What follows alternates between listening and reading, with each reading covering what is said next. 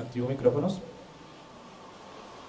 Nos vamos en 5, 4, 3, 2.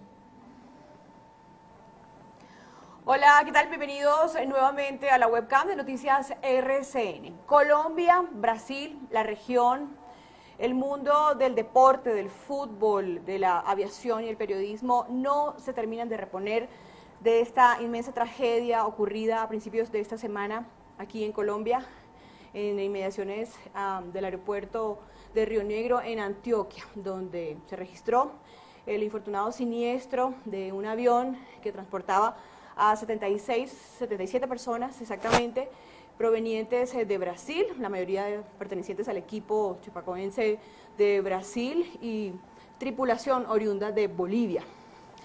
En las últimas horas y con el paso del día y las informaciones, han quedado al descubierto una serie de documentos que hacen pensar que detrás de este evento fatal hubo una cadena de errores y también que no fue una cosa del destino, un asunto de la fortuna, digamos, de los designios de Dios. Para eso hemos invitado al experto piloto privado, analista de aviación Santiago García, a esta webcam, y los invitamos a ustedes también para que formulen sus preguntas acerca de este y otros asuntos de interés que como viajeros nos competen a la hora de tomar un vuelo, ¿no? Que puede ser en seguridad aérea, por ejemplo, a través de nuestra cuenta en Facebook, Noticias RCN. Santiago, muchísimas gracias por estar aquí. No, a ti, muchas gracias por la invitación. Bueno, mal haríamos nosotros en empezar a debatir sobre las hipótesis que revelan las causas de este accidente, pero sí podríamos acercarnos a entender algunas circunstancias alrededor de este incidente, Santiago. ¿La última verdad la dirán las cajas negras o podríamos aproximarnos a hablar sobre ciertas señales que nos permiten deducir, sugerir que no se trató solo de un asunto de la fortuna? Bueno, pues este es un tema muy delicado, porque digamos que la última palabra sí la tiene la investigación. Y la investigación tiene en cuenta múltiples factores que para nosotros como público en general no están disponibles aún. Y además tampoco hay informaciones y datos que tampoco comprendemos. Entonces, las cajas negras son una parte de la investigación. Hay otra parte de la investigación que la provee también, que es muy importante, el fabricante del avión, porque en esta investigación están involucrados los países de donde se despegó el avión, donde está matriculado el avión, donde debería aterrizar y donde se accidentó el avión, en este caso que es Colombia, pero también está el fabricante. El fabricante también va digamos, a aportar unas informaciones valiosísimas. Entonces, todo este equipo de investigadores hacen un trabajo final y generan ya las causas reales de este siniestro, y todo con el objetivo pues de que se aclare y de que no se vuelva a repetir un evento de estos, ¿no? La hipótesis, me pregunta Juan Pablo Nieto, la hipótesis, ¿nos atreveríamos a formular Sí. alguna o algunas? Hipótesis pueden haber muchísimas, pero son hipótesis. Yo creo que hay una cosa clarísima sobre la mesa. Definitivamente cada vez es más palpable el tema del combustible. El combustible desde el inicio de la información, cuando se vieron las primeras imágenes del avión en el cerro cercano a la pista, donde no hubo ningún incendio, entonces ya quedó muy claro que las cantidades de combustible, si es que no eran mínimas, era que no había combustible. Ya la Aeronáutica Civil de Colombia también, el día de ayer, confirmó que no había combustible en el aparato. Es decir, que la razón de ser real del accidente, en principio, sería esa. Entonces ahora lo que viene es hacer una gran investigación de aquí hacia atrás de por qué razón ese avión se quedó sin combustible, faltándole 7 u 8 minutos para llegar a la cabecera de la pista. ¿Esto es normal? No. En la aviación. No es normal. Comercial. Ese es, digamos, un gran elemento que tenemos aquí para empezar a hacer esas hipótesis. Porque los aviones, cuando hacen estos vuelos y en general cuando se hace un plan de vuelo para poder volar un avión, el combustible es uno de los datos claves del plan de vuelo. Es Es decir, tú no puedes volar una máquina sin saber cuánto vas a gastar, cuál es tu distancia, a qué altura vas a ir, cuáles son las condiciones de las aproximaciones, de los reabastecimientos. Todo eso está contenido en un plan de vuelo. Y personalmente creo que ahí en ese plan de vuelo también vamos a encontrar, y los investigadores van a encontrar una gran cantidad de información que van a poder cotejar con lo que en realidad ocurrió en el vuelo. Entonces es tomar el plan de vuelo y decir, bueno, este plan de vuelo sí se cumplió, no se cumplió, estaba realizado con las condiciones correctas, y ese cruce de informaciones va a ser importantísimo. Incluso también con las cajas negras, que tiene una caja graba completamente el comportamiento del vuelo, y la otra las conversaciones de la tripulación entre ellos y las comunicaciones fuera de la aeronave. Entonces toda esa conexión entre todos estos factores, incluido el plan de vuelo, yo creo que a los investigadores les va a dar una total certeza de qué fue lo que ocurrió. Ok, incide en algo las características del avión o el tiempo de vuelo, de recorrido Sí. que ya acumulaba el avión. Sí, el avión, básicamente para que nuestros nautas lo comprendan, es esto: el avión puede hacer el vuelo. Ese avión tenía la capacidad de volar y puede volar desde Medellín, podría seguir volando hasta Alaska si uno quisiera. El tema es el reabastecimiento de combustible. Entonces, el problema no es que el avión pueda cubrir grandes distancias, ese avión puede cubrir enormes distancias, pero siempre y cuando tenga el combustible necesario y que esa carga de combustible a bordo de la aeronave cumpla con los requerimientos internacionales. Entonces, la materia aquí no es si el avión podía volar desde Brasil hasta Río Negro, claro que sí, pero en qué condiciones hizo el vuelo, con qué condiciones de reabastecimientos hizo el vuelo, esa es la materia importante en esta investigación. Bueno, Noticias RCN ayer hizo público un plan de vuelo que me imagino las autoridades ya estarán analizando en el curso de las investigaciones, donde claramente se notaba que el piloto o las personas responsables habían puesto 4 horas 22 minutos de recorrido.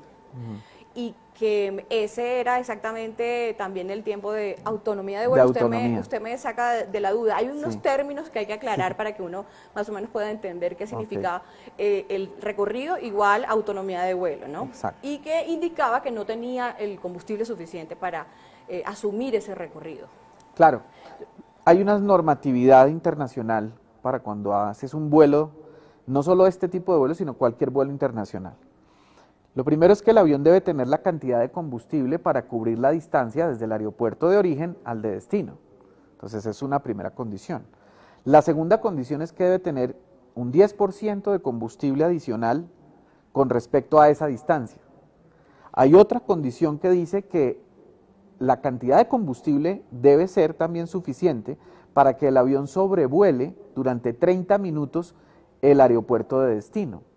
Y la cuarta condición es que haya combustible suficiente, también adicional, para que el avión pueda ir desde el aeropuerto de destino a uno de los aeropuertos alternos, sobre todo el más lejano. Podría ser Bogotá o podría ser Barranquilla incluso. Entonces, si uno mira lo que tú estás diciendo, que está tan justico, ¿no? Tan justico el tema de la autonomía y con la cantidad de gasolina, con el tiempo que voló el avión, la pregunta que uno se hace es, ¿dónde estaba el resto del combustible para hacer todas esas cosas que acabamos de decir? Entonces ahí es donde la investigación yo creo que tiene una plataforma importante de trabajo y los investigadores tendrán una plataforma importante, y es que no es normal, retomando tu pregunta, que un avión llegue a hacer una aproximación en esas condiciones tan extremas de falta de combustible. Eso no es para nada normal. Bien, está bien. Eso lo determinarán las investigaciones y los resultados de las investigaciones, Claro, me imagino. claro. ¿En cuánto tiempo más o menos se podría Pues, saber? yo creo que en cuestión de meses, yo creo que en una cuestión de 1 o 2 meses ya se tendrá una aproximación mucho más real, una vez que ya se hayan decodificado los datos de las cajas negras y que se hayan cotejado mucho más las informaciones técnicas y del fabricante del avión, que como te repito, yo creo que también va a tener un papel primordial. Y es importante el fabricante, ¿por qué? Porque a veces los aviones también son sometidos a modificaciones. Esas modificaciones, si están avaladas por el fabricante de la aeronave, también pueden modificar, por ejemplo, la autonomía del avión. Entonces, hay que mirar qué dice el fabricante también. El fabricante puede decir, no, mire, nosotros le hicimos una adaptación de unos motores diferentes, en condiciones diferentes, y entonces la autonomía de este avión era distinta. Puede ser. Por eso es muy temerario dar ya juicios de valor y decir, vea, definitivamente este fue la causa o la culpa es de tal o de tal. Es muy apresurado, pero sí hay unas puertas ya abiertas, clarísimas, para poder llegar a la verdadera causa de esta tragedia. Bueno, ya comenzaron a preguntar. Jorge Alexander Durán habla de qué son los vectores. Y a propósito, bueno, hay muchos términos, es como un glosario técnico del que vale la pena conocer su significado Sí, como es muy viajero sencillo. o por información. Sí. Muchos vectores, aproximación, declaratoria de emergencia, prioridad. ¿Qué Bueno, son todas estas palabras? Digamos que la aviación está llena de lenguajes y de unos códigos de comunicación que son muy precisos, precisamente para evitar distorsiones en la comunicación y errores en la comunicación y que las cosas sean absolutamente claras. De hecho, en aviación existe un alfabeto diferente al que se habla normalmente, entonces está Alfa, Bravo, Charlie, ¿no? Okay. Para poder, digamos, designar una letra. ¿Qué son los vectores? Los vectores básicamente, para poder entender esto de una manera muy sencilla, es un rumbo que se le da al piloto o que el piloto solicita para poderse orientar. Ese rumbo tiene como origen pues, los 360 grados. Yo les hago la referencia a los que nos están viendo del famoso transportador del colegio, que era esa reglita redonda donde estaban todos los grados, ¿no? Exactamente eso es un vector. Entonces, cuando yo le digo al controlador aéreo, deme vectores, el controlador mira la pantalla de radar y me dice, mire, siga el rumbo 230, y que usted con el rumbo 230 llega a tal punto, ya sea el localizador, que ahorita hablamos que es un localizador, o a la cabecera de la pista. Entonces lo que estaba haciendo este capitán, esta tripulación, era solicitándole a la controladora de Río Negro los vectores para poder llegar efectivamente a aproximar y a llegar a la pista. Y ella se los da. En la grabación se escucha cuando ella le dice siga el rumbo 350, tal vez creo que es el que le da. Entonces el vector básicamente es pedir una información que está dada en rumbos. Esos rumbos corresponden a los 360 grados del tema magnético para que uno se oriente y llegue a donde tiene que llegar. Realmente es un rumbo lo que estás pidiendo. Ok. Lorena Perdomo formula, fue una falla humana, lástima porque se perdieron vidas inocentes.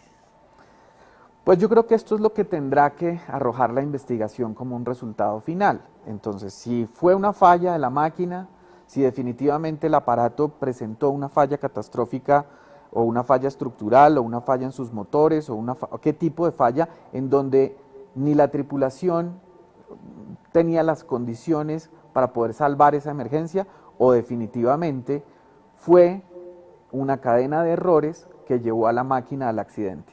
Ese es el objetivo de la investigación también, para determinar qué fue lo que ocurrió realmente.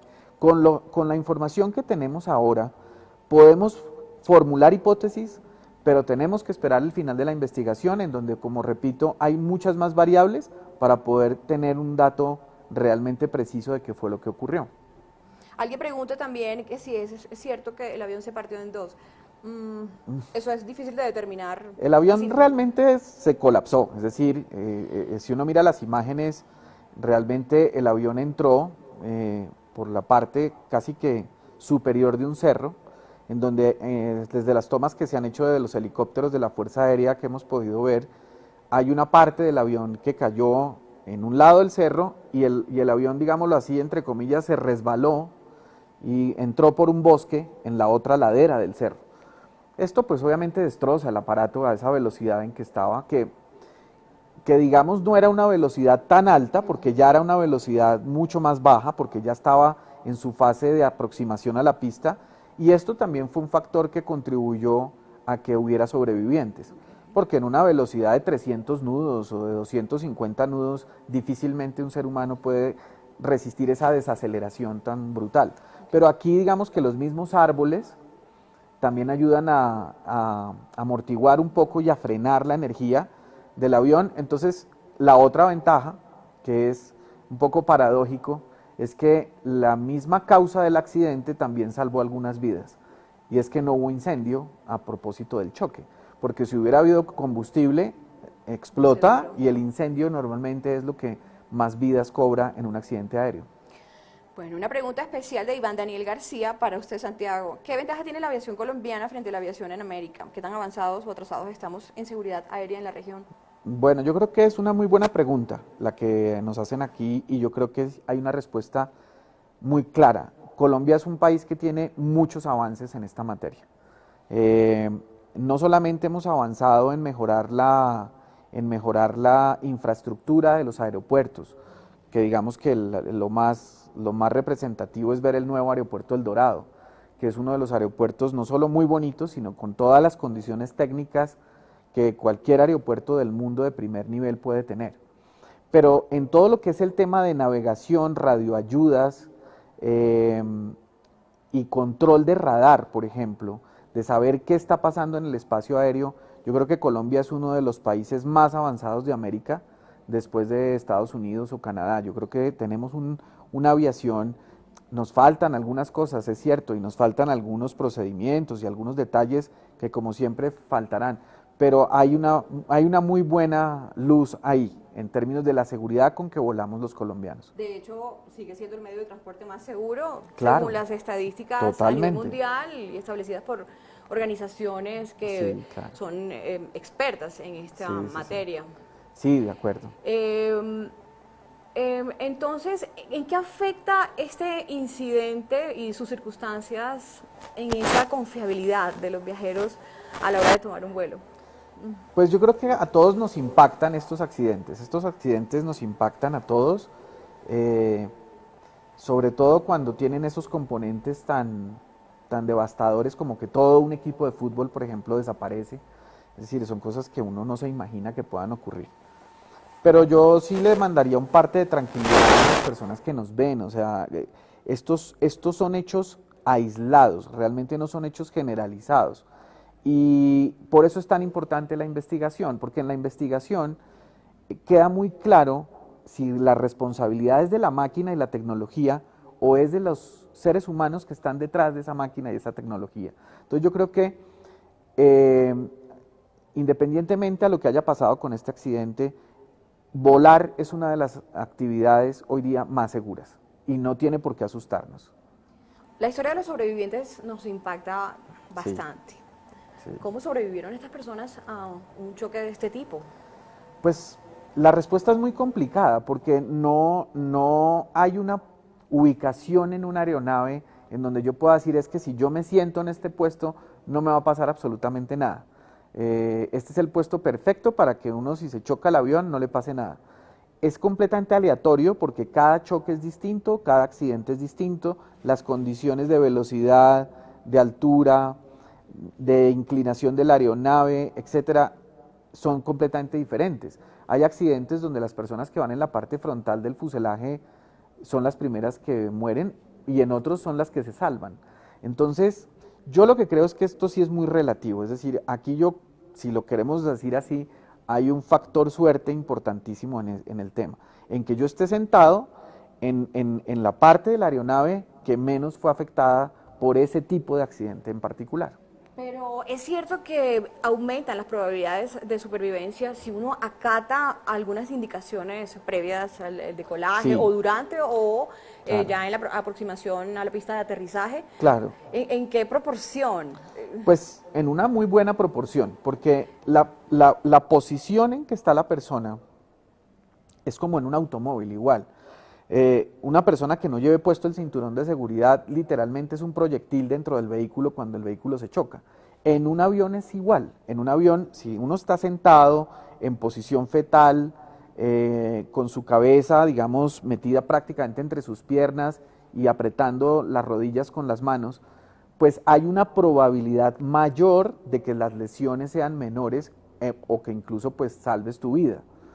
Una persona que esté de pie en el pasillo, en el corredor de la cabina, pues es una persona que tiene todas las de perder, porque es un proyectil dentro de la cabina. Entonces yo creo que podríamos decir que la respuesta sí, es muy difícil decir en qué medida, proporcional, decir, si tú vas en esta posición tienes un tanto por ciento de probabilidades de salvarte, y es muy difícil porque cada accidente es diferente, pero sí es mejor llevar la posición, y por eso es tan importante cuando uno se sube a un avión, hacer caso a las instrucciones de la tripulación en términos de las instrucciones en caso de una emergencia y de leer la cartilla que está en el respaldo del asiento de enfrente, donde están las instrucciones que te pueden salvar la vida en un momento dado. Conscientemente, ¿no? Claro. Porque a veces uno está Sí, en la otro gente hace, mundo. sí, señorita, ya lo leí, vuelve y lo deja. No, leerlo, saber dónde están las salidas, por ejemplo, es otra cosa importantísima.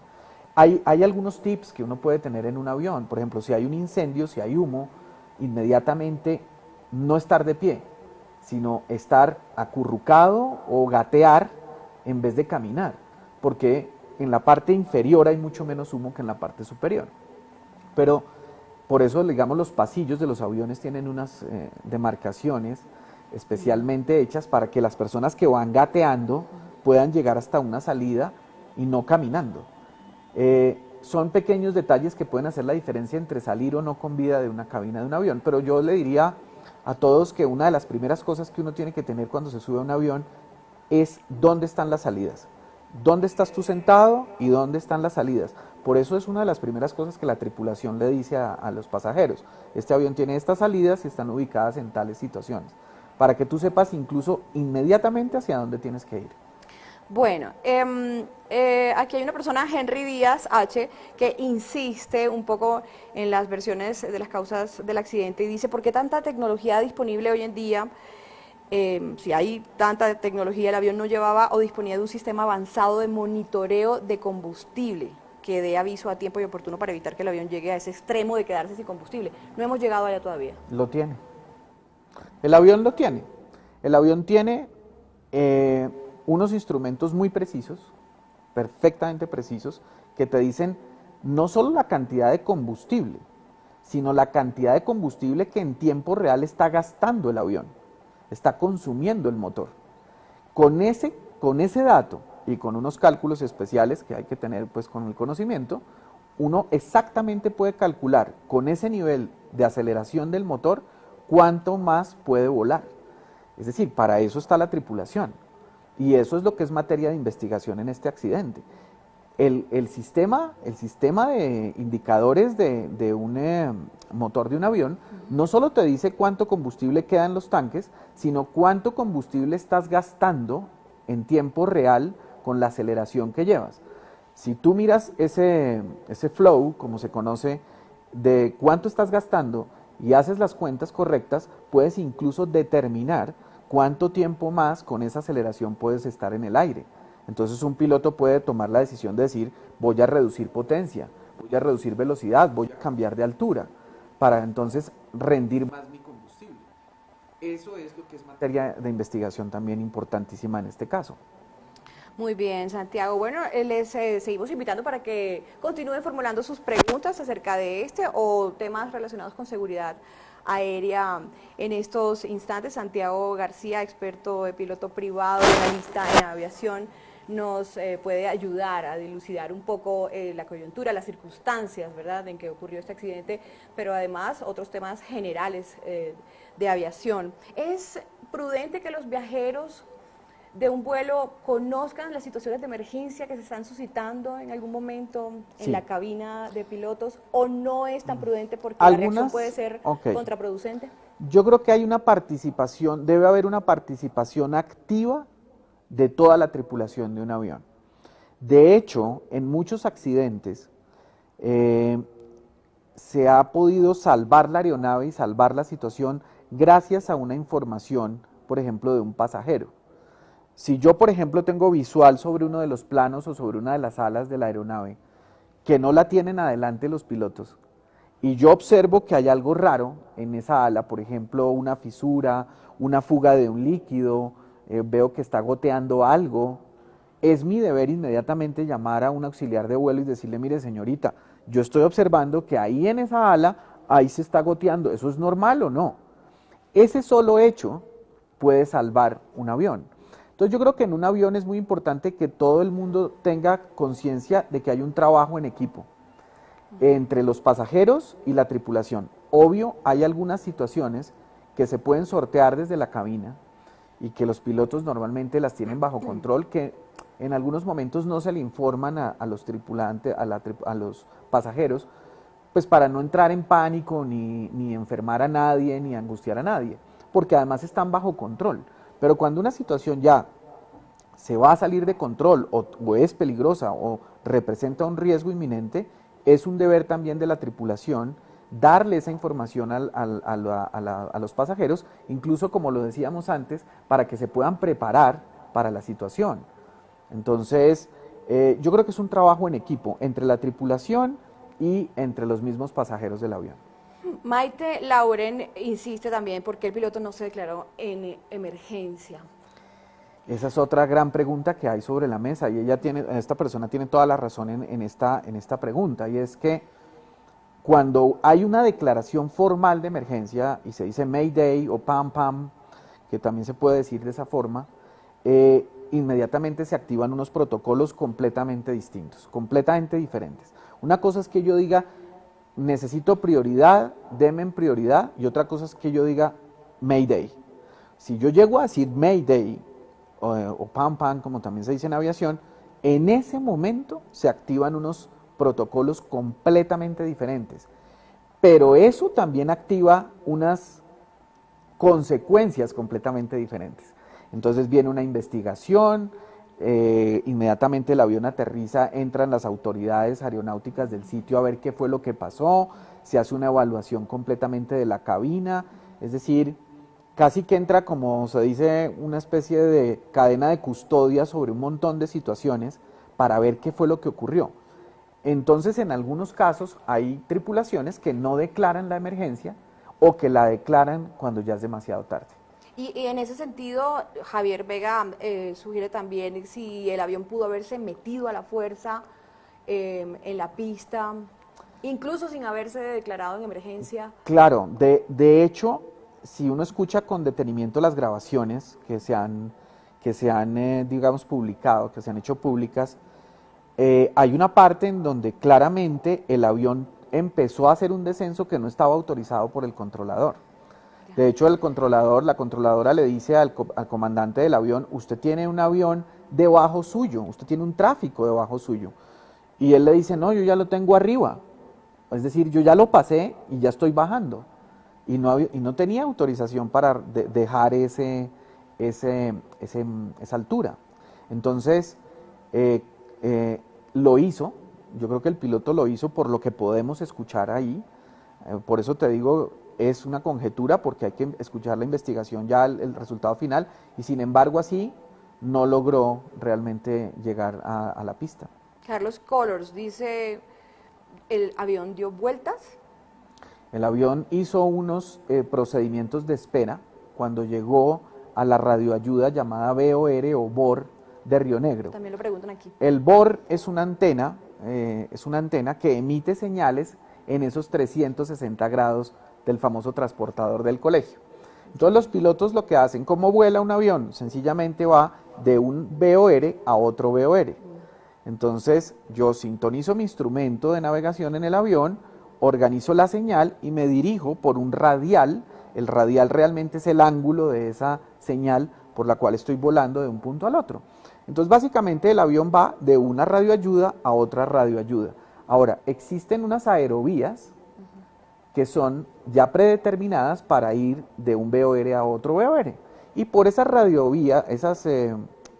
aerovías, van los aviones volando en diferentes alturas que también están predeterminadas. Entonces todo esto está muy orquestado, todo esto está muy planeado. En la aviación hay una cosa y es que los fundamentos no se improvisan. Entonces es muy fácil saber por qué o qué pasó o por qué un avión se sale de esos parámetros. Este avión llegó y como la controladora lo hace con cualquier otro avión, le dice, mire, usted mantenga tanto nivel de vuelo y quédese ahí, y el piloto ya sabe exactamente, de acuerdo a su carta de navegación, cómo debe hacer el procedimiento de espera sobre la antena, el VOR. El VOR está acá en este caso en Río Negro, y más adelante del VOR, a unas 8 millas aproximadamente hacia el norte del VOR, está la cabecera de la pista. Entonces ellos hacen esos procedimientos y tienen distintas altitudes, y en esas altitudes pues hacen sus procesos de procedimiento, y el control de tráfico aéreo le dice, bueno, ya en este momento deje su procedimiento y proceda a hacer su aproximación final. Entonces este avión llegó muy alto y había otros 2 aviones debajo de él haciendo sus procedimientos que tenían la prioridad en este caso. Muy bien, bueno, finalmente, bueno, hay tantas preguntas que quedan pendientes, pero finalmente los aviones, Julián Jerez pregunta si los aviones están diseñados incluso para que en estas situaciones de emergencia se fragmenten espontáneamente y puedan facilitar la evacuación. No, no digamos que se fragmenten de esa manera, pero sí hay unas áreas que están incluso demarcadas en la estructura del avión, en la parte exterior del avión, en donde los equipos de rescate pueden tener un acceso mucho más fácil al fuselaje. De hecho, en esas áreas no se colocan travesaños de refuerzo tan fuertes ni tan grandes para que fácilmente con una motosierra, por ejemplo, un rescatista pueda romper la lámina y pasar a la cabina y rescatar a la gente. Incluso esas áreas están demarcadas dentro de la parte exterior del avión. Pero que el avión se fragmente de una manera predeterminada, programada, no. El rol de la controladora aérea ha sido destacado, sobre todo por algunos expertos. ¿Por qué heroico? Pues yo creo que es muy evidente el profesionalismo de esta controladora en las grabaciones que hemos escuchado, porque además ella tuvo que sortear muchas situaciones simultáneas. La situación de este avión que se fue deteriorando con los minutos, en donde también el tono de comunicación que utiliza la tripulación es un tono al principio muy tranquilo, ¿no?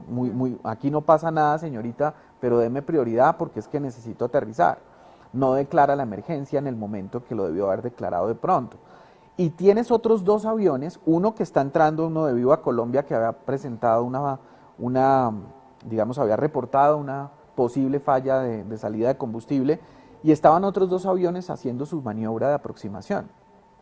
Ella tiene que hacer muchas cosas al tiempo, tiene que sortearle la situación a este avión en problemas, pero también retirar los otros 2 aviones, porque es que tan grave es que un avión venga sin control contra una pista y pueda tener una colisión en el aire con un avión que no tiene ningún problema y está siguiendo sus procedimientos para poder aproximar. Y esos otros 2 aviones también venían llenos de gente. Entonces, esta controladora hizo su trabajo en el término de que empezó a organizar su espacio aéreo, como lo dicen los procedimientos, para poderle dar la prioridad al avión que tenía en este momento ya la emergencia declarada, pero también tenía que abrir el espacio aéreo para no poner en riesgo la vida de los otros ocupantes de los otros aviones. Es una situación muy, muy difícil. Bueno, es lamentable que tengamos que abordar estos temas en este contexto tan doloroso, tan triste, pero gracias, Santiago, por ayudarnos a entender muchas gracias alguna parte de esta compleja